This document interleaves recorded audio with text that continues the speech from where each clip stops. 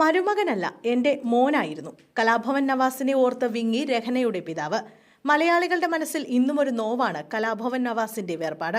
Mimicry വേദികളിലും സിനിമകളിലും ടെലിവിഷനിലുമൊക്കെ നിറഞ്ഞു നിന്ന മുഖം, ചിരിപ്പിച്ചും പാട്ടുപാടി തന്നുമൊക്കെ മലയാളികളുടെ കുടുംബത്തിലെ ഒരംഗത്തെ പോലെയായി മാറിയിരുന്നു നവാസ്. അതുകൊണ്ട് തന്നെ ആ മരണവാർത്ത ഉൾക്കൊള്ളാൻ മലയാളിക്ക് സാധിച്ചിരുന്നില്ല.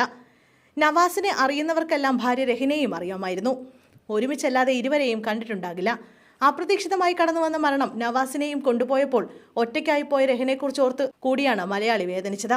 ഇപ്പോഴിതാ നവാസിനെ കുറിച്ച് രഹനയുടെ പിതാവും നാടക പ്രവർത്തകനുമായ കൊച്ചിൻ ഹസനാർ പറഞ്ഞ വാക്കുകൾ ശ്രദ്ധ നേടുകയാണ്. നവാസ് രചിച്ച നാടകത്തിന്റെ അവതരണത്തിനിടെ ഹസനാർ പറഞ്ഞ വാക്കുകളാണ് സോഷ്യൽ മീഡിയയുടെ കണ്ണു നനയ്ക്കുന്നത്. നവാസ് തനിക്ക് മരുമകനല്ല മകനായിരുന്നുവെന്നാണ് അദ്ദേഹം പറയുന്നത്. മരുമോനല്ലായിരുന്നു, മകനായിരുന്നു. എല്ലാം അറിഞ്ഞു ചെയ്യുന്ന ആളായിരുന്നു.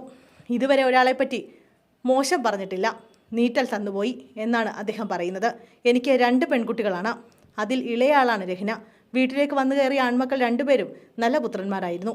22 വർഷമായി എൻ്റെ കൂടെയായിരുന്നു എൻ്റെ മരുമോൻ. പുതിയ നാടകം എഴുതിക്കൊണ്ടിരിക്കുകയായിരുന്നു. 12 പേജോളം എഴുതി. എന്നോട് കഥ പറഞ്ഞു തന്നു.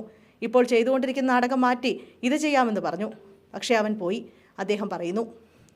നവാസ് അവസാനമായി അഭിനയിച്ച പ്രകമ്പന സിനിമ തിയേറ്ററിൽ എത്തിയിരിക്കുകയാണ്. സിനിമ എല്ലാവരും കാണണമെന്നും ഇനിയൊരു സിനിമയിൽ നവാസിനെ കാണാൻ സാധിക്കില്ലല്ലോ എന്ന വേദനയും അദ്ദേഹം പങ്കുവയ്ക്കുന്നുണ്ട്.